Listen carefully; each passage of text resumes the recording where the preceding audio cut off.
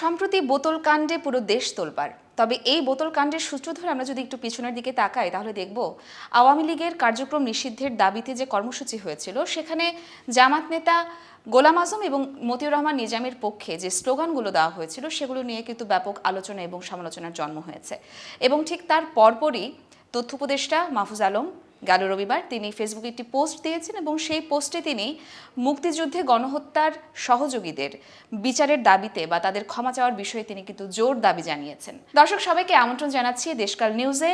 সাথে রয়েছে আমি ইয়র্মা শাহজাহান এবং আমার সাথে এই মুহূর্তে উপস্থিত রয়েছেন দেশকাল নিউজের চিফ রিপোর্টার আরিফুল ইসলাম মিঠু ভাই। আওয়ামী লীগ পতনের সময় কিন্তু আমরা এনসিপি এবং জামাত শিবিরকে একটা একত্র জোট একটা ভূমিকা আমরা দেখতে পেরেছিলাম এবং দশম মাসে এসে হঠাৎ করে তথ্য উপদেষ্টা মাহফুজ আলম রীতিমতো শিবিরের বিরুদ্ধে হত্যার পরিকল্পনার অভিযোগ পর্যন্ত উনি এনেছেন। আসলে এত রদবদল হওয়ার কারণটা কি? প্রধান উপদেষ্টার কার্যালয়ের সামনে এবং পরবর্তীতে শাহবাগে যে আন্দোলন হয় আওয়ামী লীগ নিষিদ্ধের দাবিতে, এনসিপির যে নেতৃত্বের যে আন্দোলন, এই আন্দোলনে কিন্তু বিভিন্ন রাজনৈতিক দলের নেতাকর্মীরাও ছিলেন। এখানে ছিলেন জামাত ইসলামের নেতাকর্মীরা, শিবিরের নেতাকর্মীরা ছিলেন। তো এই আন্দোলনের সময় জামাত নেতা গোলাম আজম এবং আরেকজন নেতা মতিউর রহমান নিজামী তাদের পক্ষে স্লোগান দেওয়া হয়। এই স্লোগানকে কেন্দ্র করে আসলে এই পরিস্থিতিটা তৈরি হয়, এই নতুন আলোচনার। এবং এই আলোচনার যে তৈরি হওয়ার একদিন পরে ফেসবুকে পোস্ট দেন তথ্য উপদেষ্টা মাহফুজ আলম। সেই পোস্টে তিনি বলেন যে মুক্তিযুদ্ধের সময়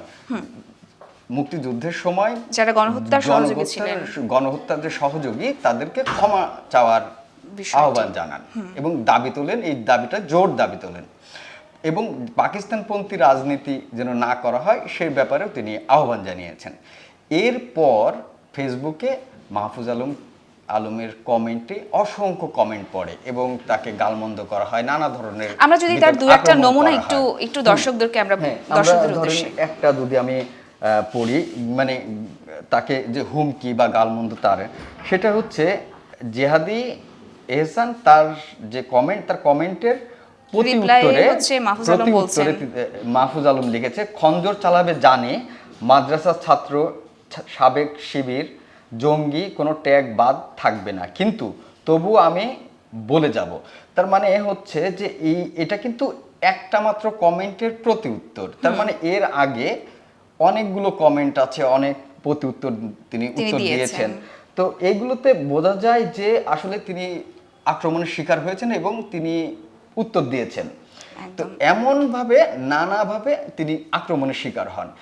একইভাবে সেই দিনই এনসিপি থেকে মানে একটা বিবৃতি দেওয়া হয়। সেই বিবৃতিতে এনসিপি পরিষ্কারভাবে বলে দেয় যে গোলাম আজম এবং মতিউর রহমান নিজামী নিয়ে যে স্লোগান দেওয়া হয়েছে এটা এনসিপির কোনো বক্তব্য মানে স্লোগান না, এবং যারা এই স্লোগান দিয়েছে তাদেরকে তাদের রাজনৈতিক অবস্থান পরিষ্কার করার আহ্বান জানানো হয়েছে। এবং যারা এই স্লোগান দিয়েছে এই দায় তাদের নিতে হবে বলে পরিষ্কার করে তারা জানিয়ে দিয়েছে এনসিপি। কোথাও কিন্তু আসলে জামাত শিবিরের নাম না হয়নি, তবে এই ব্যাপারটিতে মানে জামাত শিবির তো নিশ্চয়ই অবগত, তো তাদের দিক থেকে কোনো বক্তব্য আছে কিনা? হ্যাঁ, যেদিন এই বক্তব্য দেয়া হয় এরপরে রংপুর কারমাইকেল কলেজে এক অনুষ্ঠানে ইসলামী ছাত্র শিবিরের সেক্রেটারি নুরুল ইসলামকে প্রশ্ন করেছিলেন সাংবাদিকরা।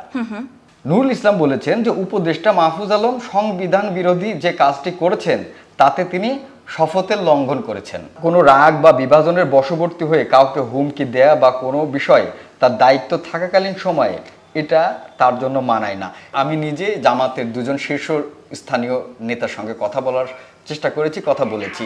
তার মধ্যে একজন মুক্তিযুদ্ধের সময় গণহত্যায় জড়িত থাকার যে অভিযোগ, এই বিষয়ে যে ক্ষমা চাওয়ার ব্যাপারটা তোলা হয়েছে, তাদের মন্তব্য জানার জন্য তিনি প্রশ্ন শুনে রেগে যান আর কি।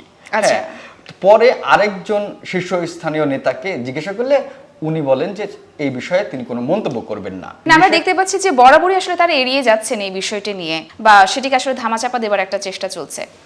এবং ধামাচাপা বলতে কি আসলে এড়িয়ে যাওয়ার একটা প্রবণতা আমরা দেখতে পাচ্ছি।